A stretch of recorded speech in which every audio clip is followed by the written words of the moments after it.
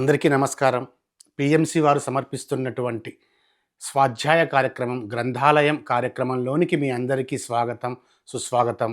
ప్రపంచంలోని అనేక ఉత్కృష్టమైన గ్రంథాలలో మహోన్నతమైన గ్రంథంగా విరాజిల్లుతున్న అద్భుత గ్రంథం చిత్ శక్తి విలాసం, ప్లే ఆఫ్ కాన్షియస్నెస్ అనే ఆంగ్ల గ్రంథానికి తెలుగు మాతృకగా విరాజిల్లుతోంది ఈ గ్రంథం. ఈ గ్రంథం స్వామి ముక్తానంద ఆత్మకథను తెలియజేయడమే కాకుండా ఆ మహనీయుడు కుండలిని జాగృతం చేసినప్పుడు ఆ కుండలిని జాగరణ వల్ల ఆ పరమేశ్వరి శక్తి ఎలాంటి అనుభవాలను, అనుభూతులను అందించిందో తేటతెల్లం చేస్తుంది.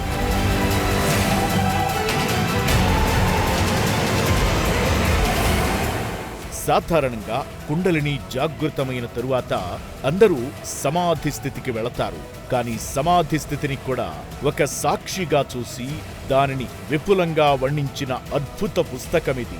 కుండలిని జాగృతం వల్ల ఆ పరమేశ్వరి శక్తి దాని యొక్క స్థూల సూక్ష్మ కారణ మహాకారణ శరీరాలలో ఎలాంటి అద్భుతాలు చేసి చైతన్య స్థితికి తీసుకెళ్లి అద్భుతాలను ఆవిష్కరిస్తుందో విశదీకరించిన ఈ గ్రంథం నేడు గ్రంథరాజాలలో ఒకటిగా విరాజిల్లుతోంది.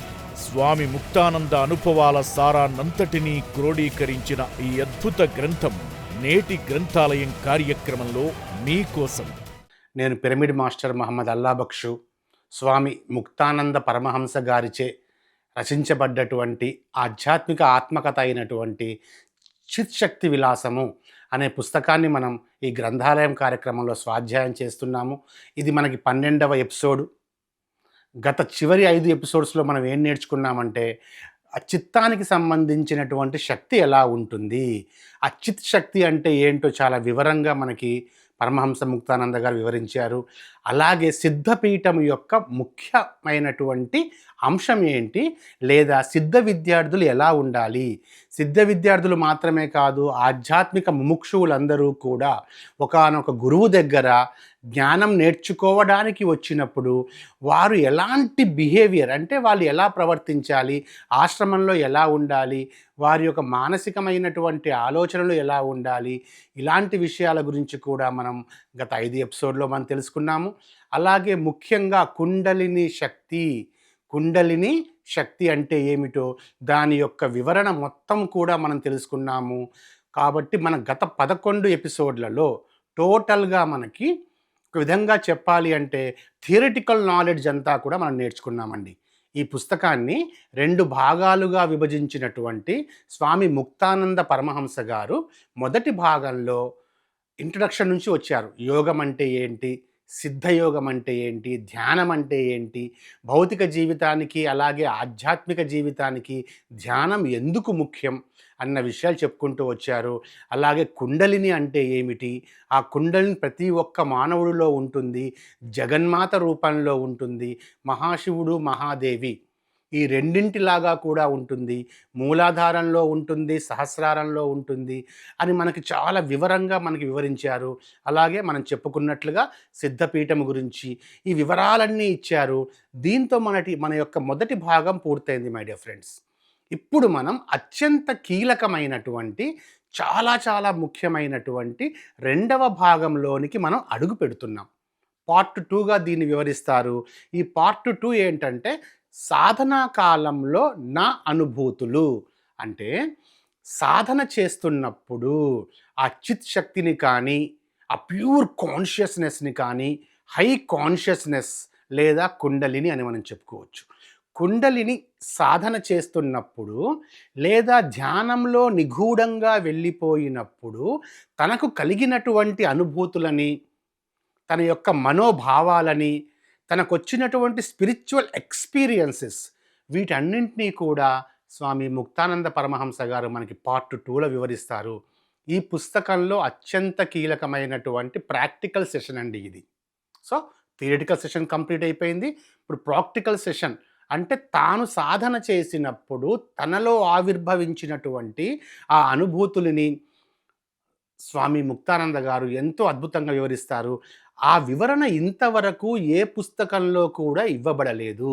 అంటే కుండలిని జాగరణ చేసుకున్నటువంటి, కుండలిని జాగృతం చేసుకున్నటువంటి ఏ యోగి అయినా కూడా వారు సమాధి స్థితిలోకి వెళ్ళిపోయారు. కానీ ఆ జాగృత సమయంలో తన లోపల జరిగినటువంటి శారీరక, మానసిక, బుద్ధిపరమైనటువంటి, నాడీమండలమైనటువంటి ఆధ్యాత్మిక మార్పుల గురించి ఎక్కడా గ్రంథస్థం చేయబడలేదు. అలా గ్రంథస్థం చేయబడ్డ మొట్టమొదటి గ్రంథరాజం ఇది. అందుకే ఆధ్యాత్మిక చరిత్రలో టాప్ 20 బుక్స్‌ని మనం తీసుకుంటే ఈ చిత్ శక్తి విలాసం కూడా వస్తుంది. దీంట్లో కీలకమైనటువంటి రెండవ ఎపిసోడ్‌లోకి వెళ్ళే ముందు స్వామి గారి మాటలు చూడండి. ఏమంటారంటే, మామూలుగా భగవత్ కృప అనేది ప్రసాద రూపంలో కలిగే దివ్య అనుభూతులు, దివ్య అనుభవాలు, రహస్యంగా ఉంచవలసిన విషయాలు.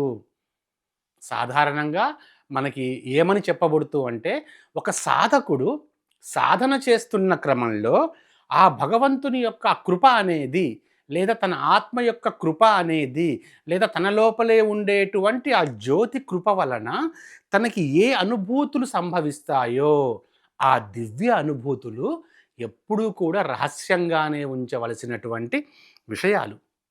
కానీ సాధకులకు ప్రయోజనకరంగా ఉంటుంది అన్నటువంటి ఉద్దేశంతోటి కొన్ని అనుభూతులు తెలియచేయాలి అని నేను సంకల్పించాను. పార్ట్ 2కి ముందు, పార్ట్ 2కి సంబంధించినటువంటి నా సాధనా కాలంలో నా అనుభూతులు అనే టైటిల్ కింద స్వామి గారు ఏం చెప్తారంటే, మామూలుగా అయితే రహస్యంగా ఉంచాలి, కానీ సాధకులకు, అంటే మీరు కూడా రేపు ఈ చిత్ శక్తిని సాధన చేస్తూ ఉంటారు. మీరు కూడా రేపు ఈ కుండలిని జాగృత ప్రక్రియ చేస్తూ ఉంటారు. అలాంటి సమయంలో నాకు వచ్చినటువంటి అనుభూతులు మీకు రావచ్చు, రాకపోవచ్చు. ఎందుకంటే ప్రతి ఒక్కరి యొక్క చిత్తం అనేది వేరుగా ఉంటుంది. కాబట్టి అనుభూతులు మీకు రావచ్చు, రాకపోవచ్చు. అయినా సరే నాకు వచ్చినటువంటి ఈ అనుభూతులనేవి మీరు ఒక లెసన్ లాగా, ఒక పాఠం లాగా మీకు ఉపయోగపడతాయి. వాటిని మీరు దృష్టిలో పెట్టుకుంటారు అన్నటువంటి ఉద్దేశంతో నేను కొన్ని అనుభూతులు, అన్నీ కాకుండా కొన్ని అనుభూతులు మీకు తెలియజేయాలి అన్న సంకల్పంతో ఈ పుస్తకం రాశాను అని స్వామి ముక్తానంద పరమహంస గారు మనకి చెబుతున్నారు. దీంట్లో మొదటి నుంచి మనకు ప్రారంభమవుతుందండి. దాదాపుగా సెకండ్ పార్ట్‌లో 24 స్మాల్ అధ్యాయాలు ఉంటాయి. అంటే ఒక్కొక్క అనుభూతి కలిగినప్పుడు తనలో ఏ అనుభవాలు జన్మించాయో, ఎలాంటి విజన్స్‌ని తను చూశాడో, ఎలాంటి స్పిరిచ్యువల్ ఎక్స్‌పీరియన్సెస్‌ని తను ఎక్స్‌పీరియన్స్ పొందాడో అలా ఒక్కొక్కటి వివరించుకుంటూ రాస్తారు. కానీ అవన్నీ తాను సాధన చేయడానికి ఏది జరిగితే తను సాధన చేశాడో, అంటే ఎలాంటి సంఘటన తరువాత తాను సాధనలోకి సంపూర్తిగా వెళ్ళిపోయారో అది స్వామి గారు రాస్తారు. దివ్య దీక్ష అంటే స్వామి ముక్తానంద పరమహంస గారికి ఒక దివ్య దీక్ష అనేది ఇవ్వబడుతుంది. దివ్య దీక్ష ఇవ్వబడిన తరువాత ఆయన తన సాధన ఏకాంతంగా చేసుకుంటూ వెళ్తారు. అప్పటి అనుభూతులు. మరి దీక్ష ఎవరు ఇచ్చారు? ఈ సెకండ్ పార్ట్ అంతా మాస్టర్స్ మనకి ఎలా ఉంటుందంటే, ఫస్ట్ పార్ట్ స్వామి గారి మాటలు మీకు వినిపించాను. దానికి వివరణ కూడా సంపూర్తిగా నేను ఇవ్వడం జరిగింది, లేదా నా ద్వారా ఇవ్వబడడం జరిగింది. కానీ ఇప్పుడు మాత్రం మనం యాజ్ ఇట్ ఈస్‌గా ఏదైతే స్వామివారు వారి యొక్క అనుభవాలని వారి యొక్క నోటి వెమ్మటి ఆయన చెప్తుంటే శిష్యులు రాస్తారు. రైట్? సో, కాబట్టి ఫస్ట్ పర్సన్‌గానే మనం చెప్పుకుంటూ ఉంటాం ఆయన అనుభూతుల్ని. రైట్? ముందు చెప్పిన విధంగా నేను అంటే పరమహంస ముక్తానంద గారు వారి యొక్క మాటల్లో ఫస్ట్ పర్సన్‌గానే మనం చెప్పుకుంటూ వస్తుంటాము. ముందు చెప్పిన విధంగా నేను గురుధ్యానం చేస్తున్నాను. స్వామి ముక్తానంద గారు మొదటి నుంచి కూడా ఆయన గురువు అంటే చాలా చాలా ఇష్టము, ప్రేమ, భక్తి. టోటల్ సరెండర్‌నెస్ టు ద గురు అనేటువంటి ఆ విశ్వాసాన్ని, సమర్పణ, సంపూర్తి ఆత్మ సమర్పణ, గురువుకి సంపూర్తి ఆత్మ సమర్పణ చేసినటువంటి వ్యక్తి. అందుకని ఆయన ఎప్పుడు కూడా గురునామాన్ని జపిస్తూ ఉంటారు. గురు పూజ చేసి ధ్యానం చేస్తూ ఉంటారు. ఒకరోజు సాయంత్రం పరమహంస ముక్తానంద గారి జీవితంలో జరిగినటువంటి అద్భుతమైనటువంటి సంఘటన ఆ రోజు జరిగింది. దాన్ని ఆయన వివరిస్తున్నారు. ఒకరోజు సాయంత్రం భగవాన్ నిత్యానంద గారి దర్శనానికి వెళ్ళాను. దర్శనం చేసుకున్న తర్వాత మామూలుగా గురుదేవులు వెళుతున్నావా అని అడిగేవారు. కానీ ఆ రోజు ఏమీ అడగలేదు. ముక్తానంద గారు ఎప్పుడు గురువుగారి దర్శనానికి వచ్చినా సరే, గురువుగారి దర్శనం చేసుకున్న తర్వాత ఆయన మళ్ళీ తిరిగి ఇక్కడ మన ముక్తానంద గారికి కూడా ఒక చిన్న ఆశ్రమం లాంటిది ఉండేదండి. తను అక్కడ సాధన చేసుకుంటూ ఉండేవారు. అక్కడి నుంచి మన భగవాన్ నిత్యానంద గారి ఆశ్రమానికి వచ్చి గురుదేవుల దర్శనం చేసుకున్న తర్వాత, గురుదేవుల ధ్యానం చేసుకున్న తర్వాత మళ్ళీ తాను ఏర్పాటు చేసుకున్న తన ఒక చిన్న ఆశ్రమం ఉండేది. ఒక చిన్న హట్. అక్కడికి తాను వెళ్ళేవారు. సో, అలా వెళ్ళే ముందు రోజు భగవాన్ నిత్యానంద గారు అడిగేవారు వెళుతున్నావా అని చెప్పి. ఆ రోజు ఏమీ అడగలేదంట. దాంతో నేను అక్కడే ఉండిపోయాను. శ్రీ గురువు యొక్క ధ్యానంతో రాత్రి పరమానందంగా గడిచిపోయింది. ఆగస్టు 14, 1947 సంవత్సరము ఆయన ఆ రోజు వచ్చారు. ఆ రాత్రి అక్కడే ఉన్నారు. నెక్స్ట్ డే ఆగస్టు 15, 1947 ఉదయం ఎంత శుభప్రదమైనటువంటి రోజు, అమృతం నిండిన రోజు, అది దివ్యమైన రోజు. మన భారతదేశ పరంగా చూసుకున్నా కూడా ఆ రోజు భారతదేశానికి స్వాతంత్ర్యం వచ్చినటువంటి రోజు. మనందరికీ కూడా దివ్యమైన రోజు. అలాగే స్వామి ముక్తానంద గారికి కూడా ఆ రోజు ఒక దివ్యమైన రోజు, శుభప్రదమైనటువంటి రోజు, అమృతం నిండినటువంటి రోజు. ఎంతో పుణ్యాన్ని, ఎంతో మహద్భాగ్యాన్ని తనతో పాటు మోసుకుని వచ్చినటువంటి రోజు.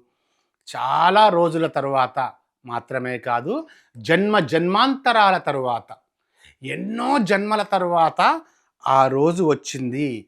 శుభోదయం ఆ రోజు అని చెప్తున్నారు. ఎందుకు అంటే అదే రోజు స్వామి ముక్తానంద కూడా ముక్తుడైపోతాడండి ఆ రోజు. అందుకే ఆ డేట్ మరీ గుర్తుపెట్టుకున్నారు. 1947 సంవత్సరం ఆగస్టు 15వ తేదీ ఉదయం ఏం జరిగింది అంటే, సూర్యుడు ఉదయించి కొంచెం పైకి వచ్చాడు. వాతావరణం ప్రశాంతంగా ఉంది. తూర్పు మూల నేను నిలుచొని శ్రీ గురుదేవుణ్ణి ధ్యానిస్తున్నాను. నిత్యానంద గారు వారి గురుదేవులు వస్తున్నప్పుడు కూర్చొని కాకుండా ఎంతో రెస్పెక్ట్ తోటి, గౌరవంతో నిలుచొని శ్రీ గురు ధ్యానం చేస్తూ ఉండేవారు.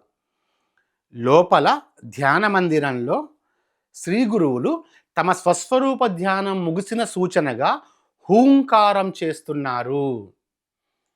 ఆశ్రమంలో పెద్ద హాల్ ఉంటుంది. హాల్ లోపల శ్రీ గురువులు అంటే భగవాన్ నిత్యానంద గారు, ఎవరైతే స్వామి ముక్తానంద గారి గురువు ఉన్నారో వారు భగవాన్ నిత్యానందుల వారు, వారి ధ్యాన మందిరంలో వారు స్వస్వరూప ధ్యానం చేస్తూ ఉంటారు. స్వస్వరూప ధ్యానం అంటే తాను సత్యంగా ఏదై ఉన్నానో ఆ సత్యమైనటువంటి తన యొక్క చైతన్యాన్ని ధ్యానం చేయడము, అది శ్వాసని గమనిస్తూ ఆయన ధ్యానం చేస్తుంటారు. ధ్యానం పూర్తి అయిన తరువాత ఆయన నోటి వెమ్మటి హూంకారం అనేది వస్తూ ఉంటుంది. ఒక్కొక్క సిద్ధగురువుకి, ఒక్కొక్క అవధూతకి ఒక ప్రత్యేకమైనటువంటి లక్షణం ఉంటుంది. వారిది ఒక యునీక్ ఎక్స్‌ప్రెషన్ అనేది ఉంటుంది. అలాగే భగవాన్ నిత్యానంద గారి యొక్క యునీక్ ఎక్స్‌ప్రెషన్ ఏంటంటే హూంకారం చేయడం. ఆయన ఎప్పుడూ కూడా హూంకారం చేస్తూ వస్తుంటారు. కొంతసేపైన తరువాత గురువులు బయటికి వచ్చారు. ఆ రోజు గురువుల రూపమే చాలా కొత్తగా ఉంది. అటువంటి రూపాన్ని అంతకు ముందు ఎన్నడూ కూడా నేను చూడలేదు. అందమైన పాదుకలను ధరించి ఉన్నారు. భగవాన్ నిత్యానంద గారు ఎప్పుడూ కూడా పాదుకలు ధరించరు. అంటే కాలి చెప్పులు. తను ఎప్పుడూ కూడా చెప్పులు వేసుకోరు. దాన్ని మన స్వామి గారు పాదుకలు అంటున్నారు. వారెప్పుడు పాదుకలు వేసుకోరు. కేవలం ఒక లంగోటి మీద మాత్రమే ఉంటారు. ఒక్కొక్కసారి నగ్న శరీరంతో కూడా ఉంటారు. ఎందుకంటే ఆయన అవధూత కాబట్టి. వెనక్కు ముందుకు నడుస్తూ ఉన్నారు. మందహాసం చేస్తున్నారు. ఒకసారి అటుమూలకు వెళ్ళి ఏదో రహస్య మంత్రాన్ని గానం చేస్తున్నారు. ఆ తరువాత నా ఎదుటకు వచ్చి మళ్ళీ మందహాసం చేస్తారు, గానం చేస్తారు. అవధూతల యొక్క ప్రక్రియ చాలా విశిష్టంగా ఉంటుంది. మనకి విచిత్రంగా కూడా అనిపిస్తూ ఉంటుంది. కానీ అది వారి ప్రత్యేకత. సో, తనలో తానే గానం చేస్తూ ఒక అందమైనటువంటి రూపంతో ఎన్నడూ ముక్తానంద గారు చూడనటువంటి ఒక అద్భుతమైనటువంటి దివ్య మంగళ స్వరూపంతో ఆయన వచ్చున్నారు. తెల్లటి శాలువా కప్పుకొని ఉన్నారు. ఆయన ఎప్పుడు కూడా శాలువా కప్పుకొని ఉండరు. శరీరం మీద లంగోటి, తెల్లటి శాలువా, పాదాలకి పాదుకలు మాటి మాటికి నా ఎదుటకి వచ్చి హూంకారాన్ని పెద్దగా జపిస్తున్నారు. అంటే ముక్తానంద గారు ఒక మూల నిల్చొని తను గురుధ్యానాన్ని చేస్తూ ఉన్నాడు. అప్పుడే ఆ గురువుగారు తన ధ్యానం పూర్తి చేసుకొని దగ్గరికి వచ్చి ముక్తానంద గారి ముందు నిల్చొని హూంకారం చేస్తూ నిలుస్తున్నారంట. ఆ విధంగా ఒక గంట సేపు గడిచింది. ఇప్పుడు సంభవిస్తుందండి. గురువుకి, శిష్యుడికి మధ్య జరిగినటువంటి ఒక అత్యంత పవిత్రమైనటువంటి శక్తిపాతం. ఆ తరువాత గురుదేవులు నా దగ్గరకు వచ్చి ఆయన శరీరాన్ని నా శరీరానికి పూర్తిగా తాకుతూ నిల్చున్నారు. స్వామి ముక్తానంద గారి యొక్క శరీరానికి భగవాన్ నిత్యానంద గారు పూర్తిగా తాకుతూ నిల్చున్నారు. ఆయన ఎవరి వైపు చూడరు, ఎవరి శరీరాన్ని తాకరు ఆయన. కానీ ఆ రోజు ఎందుకో ముక్తానంద గారి శరీరాన్ని తాకుతూ నిల్చున్నారు. నేను ఆశ్చర్యంతో స్తబ్దున్నైపోయాను. పశ్చిమ అభిముఖంగా నిల్చొని ఉన్న నా ఎదుట గురుదేవులు తూర్పు ముఖంగా నన్ను తాకుతూ అత్యంత సమీపంలో నిలబడి ఉన్నారు. చాలా సమీపంలో, అత్యంత సమీపంలో నిలబడి ఉన్నారు. నేను కూడా మూసి ఉన్నటువంటి కన్నులు తెరిచి చూడసాగాను. శాంభవి ముద్రలో గురుదేవుని కన్నులు కూడా పూర్తిగా తెరుచుకొని ఉన్నాయి. ఎప్పుడు అర్ధనిమిలిత నేత్రాలతో ఉండేటువంటి భగవాన్ నిత్యానంద గారి కన్నులు కూడా శాంభవి ముద్రలో ఉన్నారు కాబట్టి ఆయన కన్నులు కూడా పూర్తిగా తెరుచుకొని ఉన్నాయి. ఆయన నేత్రాలు సూటిగా నా నేత్రాలలోకి చూడడం ప్రారంభించాయి. నా శరీరం శూన్యమైంది. నా కన్నులు మూతబడడం లేదు. వాటిని తెరవడానికి కానీ మూయడానికి కానీ నాకు శక్తి లేకుండా పోయింది. గురుదేవుని కన్నుల నుంచి వెలువడుతున్నటువంటి దివ్యమైన తేజస్సు నా కళ్ళల్లోకి ప్రవేశించి అక్కడ స్థిరంగా నిలబడిపోయింది. ఆ రోజు ఏం సంభవించింది? శాంభవి ముద్రలో ఉన్నటువంటి స్వామి నిత్యానంద గారి కన్నులలోంచి ఏదైతే కాంతి కిరణాలు సూటిగా వెళ్ళి స్వామి ముక్తానంద గారి కన్నుల లోపలికి ప్రవేశించాయి. తను శూన్యమే అయిపోయాడు, తను మౌనమే అయిపోయాడు. కంటి రెప్పలు మూయాలి అన్నటువంటి శక్తి కూడా లేకుండా అయిపోయింది. అక్కడ స్థిరంగా నిలబడింది ఆయన చూపు. భగవాన్ నిత్యానంద గారి చూపు స్వామి ముక్తానంద గారి కళ్ళల్లోకి స్థిరంగా నిలబడింది. మళ్ళీ హూంకారంలో గురుదేవుడి దివ్య నాదం వినిపించింది. గురుదేవులు 2 అడుగులు వెనక్కి వేసి నిల్చున్నారు. నాకు స్పృహ వచ్చినట్లయింది. అంటే అంతసేపు స్పృహలోనే ఉన్నా కూడా తను పూర్తిగా శూన్యమైపోయాడు. ఆలోచన రహితంగా మారిపోయాడు.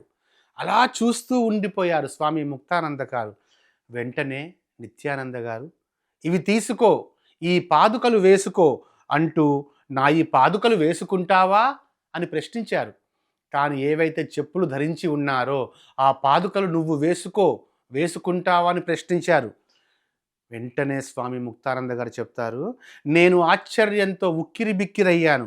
ధైర్యం తెచ్చుకొని ఈ విధంగా అన్నాను, గురుదేవా, ఇవి మీ పాదుకలు.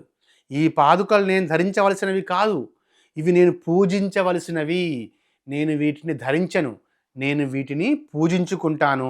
మీరు అనుగ్రహించినట్లయితే నా అంగవస్త్రాన్ని నేను పరుస్తాను. మీరు మీ పాదాలను వస్త్రం మీద అలాగే పెట్టండి అని అంటారండి. రిక్వెస్ట్ చేస్తాడు. ఏమని? నేను వీటిని ధరించను. నేను వీటిని ఎంతో పవిత్రంగా చూసుకుంటాను. ఎలాగైతే రాముడి పాదుకలు ఒక సింహాసనాన్ని ఎలాగైతే అధిష్ఠించాయో, భరతుడు ఎలాగైతే రాముని పాదుకలని గౌరవంతో ఒక సింహాసనం మీద ఉంచి రాజ్యపాలన గావించారో, అదేవిధంగా ఇక్కడ స్వామి ముక్తానంద గారు కూడా నిత్యానంద గారితో, నేను వీటిని ధరించను, పూజిస్తాను, మీరు అనుమతి ఇవ్వండి, నేను పూజిస్తాను అన్న వెంటనే హూ హూ అంటూ పూజ్య గురుదేవులు తమ ఎడమ పాదాన్ని పాదుకతో సహా ఎత్తి పాదుకను నేను పరిచిన అంగవస్త్రం మీద పెట్టారు. తరువాత ఆ పాదాన్ని కింద పెట్టి కుడి పాదాన్ని పాదుకా సహితంగా ఎత్తి ఆ పాదుకను కూడా వస్త్రం మీద పెట్టి నా ఎదురుగా నిల్చున్నారు. కాబట్టి ముక్తానంద గారు క్లాత్ కింద ఒక మంచి అంగవస్త్రం, శుభ్రంగా ఉన్న అంగవస్త్రం కింద పరవగానే దాని మీద ఆయన పాదుకతో సహా ఆయన కాలు పెడతారు. మళ్ళీ పాదుకని మాత్రమే ఉంచి కాలు వెనక్కి తీసుకుంటారు. ఆ తర్వాత ముందు లెఫ్ట్ లెగ్, తర్వాత రైట్. ఆ కుడి కాలు పెట్టి మళ్ళీ కుడి పాదుకని పెట్టి మళ్ళీ వెనక్కి జరిగి సూటిగా నిత్యానంద గారి కళ్ళల్లోకి మళ్ళీ చూస్తూ ఉంటారు. నా కళ్ళల్లోకి ఆయన మరొక్కసారి దృష్టిపాతం చేశారు. ఇక్కడ దృష్టిపాతం అని చెప్పబడుతూ ఉంటుంది. కానీ అక్కడ నిజంగా జరిగింది శక్తిపాతం. అది తర్వాత మనకు వివరిస్తూ ఉంటారు. మొదటిగా దృష్టిపాతం జరిగింది అని చెప్తారు. చూడండి, ఒక గురువు శక్తిపాతం ఇవ్వదలుచుకుంటే ఏ రూపంలో అయినా ఇస్తాడు. ఇక్కడ భగవాన్ నిత్యానంద గారు స్వామి ముక్తానంద గారికి శక్తిపాతం ఇచ్చినటువంటి ఆ ప్రాసెస్ ఏంటంటే, ఆయన కన్నులలోని మధ్య బిందువు నుంచి జ్యోతి కిరణం నా లోపలికి ప్రవేశించింది. ఆయన ఆ భగవాన్ దృష్టిపాతం ద్వారా శక్తిపాతం ఇచ్చారు. కంటి మధ్య బిందువు నుంచి జ్యోతి కిరణం నాలోకి ప్రవేశించింది. ఆ కిరణం తేజస్సుతో నిండిపోయి ఉంది. ఆ కిరణం వేడిగా ఉంది, చురుకుగా తగులుతూ ఉంది. దాని ప్రకాశం పెద్ద బల్బు యొక్క ప్రకాశాన్ని పోలినట్లుగా ఎంతో మిరుముట్లు గొరుపుతూ ఉంది. కాంతి కిరణం భగవాన్ నిత్యానంద గారి కంటి మధ్యలోంచి స్వామి ముక్తానంద గారి లోపలికి దృష్టిపాతంగా వెళ్ళినటువంటి ఆ కిరణం ఎంతో దేదీప్యమానంగా ప్రకాశవంతంగా ఉంది భగవాన్ నిత్యానందుడి కళ్ళలోంచి. ఆ కళ్ళలోని మధ్య బిందువు నుంచి జ్యోతి కిరణం బయటకు వచ్చి నా కళ్ళల్లోకి ప్రవేశించినప్పుడు నేను ఆశ్చర్యం, విస్మయం, భయం, ఆనందం అన్ని రకాల ఉద్వేగాలు ఒకేసారి లోనవుతారు స్వయం ముక్తానంద గారు. ఆ కిరణపు రంగుని చూసుకుంటూ ఆయన ప్రసాదించినటువంటి గురువోం అనేటువంటి మంత్రాన్ని జపించసాగాడు. ఆ కిరణం, దాన్ని వర్ణిస్తారు ఆ కిరణాన్ని స్వామి ముక్తానంద గారు. కిరణం అఖండం, దానిలో దివ్యమైనటువంటి వెలుగు ఉంది. దాని రంగు ఒకసారి అగ్నిలో తప్తమైన స్వర్ణకాంతిని పోలి ఉంది. బంగారం ఎట్లయితే మెరుస్తూ ఉంటుందో, మామూలు బంగారం కాదు, వేడిలో బంగారాన్ని, అగ్నిలో బంగారాన్ని ఉంచినప్పుడు ఏ విధమైనటువంటి మంట కాంతి వస్తుందో అంత దగదగా మెరుస్తున్నటువంటి కాంతి దాలో ఉంది. ఒక్కసారి ఆ కిరణం కుంకుమ పువ్వుని పోలి ఉంది. ఒకసారి ప్రకాశిస్తున్నటువంటి నక్షత్రం కంటే కూడా మరింత మరింత మరింత తేజోమాయంగా ఉంది. నీలపు రంగులో ఉండేది. నేను కేవలం గమనిస్తూ ఉన్నాను. నా శరీరం స్తబ్దంగా అయిపోయింది ఒక్కసారే. వెంటనే గురుదేవులు మళ్ళీ హూంకారం చేశారు. అంతలో నాలో మళ్ళీ చైతన్యం వచ్చింది. నాకు స్పృహ వచ్చి అంగవస్త్రంలో ఉంచినటువంటి పాదుకల మీద శిరస్సు ఉంచి నమస్కరించాను. తరువాత సాష్టాంగ ప్రణామం చేశాను. ప్రణామం చేసి పరమానంద భరితుడినై లేచాను. చూడండి, ఒక శిష్యుడు ఒక ఆత్మ సమర్పణ గురువుకు చేసుకున్నప్పుడు తెలుస్తుంది ఆ గురువుకి శిష్యుడికి ఏం నేర్పించాలో, ఎలా తనలో ఒక ప్రాసెస్ని చేయాలో అనేది. చూడండి, తను పూర్తిగా సమర్పణం చెందాడు. ఆయన పాదుకలని ధరించమంటే ఇవ్వండి చాలు, వాటిని పూజిస్తూ ఉంటాను అని చెప్పి ఎంతో పరమానందంగా ఆ పాదుకలకి నమస్కరిస్తాడు. అలాగే వెంటనే ప్రేమగా, నెమ్మదిగా, గురుదేవా, నాది ఎంత మహాభాగ్యం, నాకు పరమప్రాప్తి లభించింది. మీరు ఈ పాదుకలలో పూర్ణ రూపంలో ఉండండి, వాటిని పూజించడానికి ఆజ్ఞాపించండి, నాకు విధి విధానాలు ఏమీ తెలియవు అంటాడు. చూడండి మాస్టర్స్, ఇక్కడ మీరు దీన్ని మూఢభక్తిగా మనం దీన్ని చూడొద్దండి. దీని వెనకాల ఉన్నటువంటి లోతైన అర్థాన్ని మనం అర్థం చేసుకోవాలి. అంటే పాదుకలు పూజించినంత మాత్రాన ముక్తానంద గారికి జ్ఞానం రాలేదు. ఆయన ఆ పాదుకల్లో ఏమంటారు, మీరు ఈ పాదుకలలో పూర్ణ రూపంలో ఉండండి. అంటే గురువుగారి యొక్క మనం సాధన చేసేటప్పుడు గురుదేవుల యొక్క ఏదైనా ఒక పూర్ణ రూప అంశం మన దగ్గర ఉన్నప్పుడు మనలో ఆ ధైర్యము, ఆ చైతన్యానికి ఉత్ప్రేరకంగా పనిచేస్తూ ఉంటుంది. అందుకనే ఆయన ఉట్టి పాదుకల్ని పూజించలేదు. ఆ పాదుకలలో మీరు పూర్ణ రూపంలో ఉండండి అని చెప్పి వారిని ప్రార్థించి వారి యొక్క అనుమతిని కూడా స్వీకరించాడు ఆయన. వెంటనే ఆయన కొన్ని పువ్వులు తీసుకొచ్చారు, 2-3 అరటి పండ్లు తీసుకొచ్చారు, కొన్ని అగరొత్తులు అన్నీ తీసుకుని వచ్చి తనకి ఏం నేర్పిస్తారంటే శివోహం అనేటువంటి మంత్రాన్ని వారు నేర్పిస్తారు.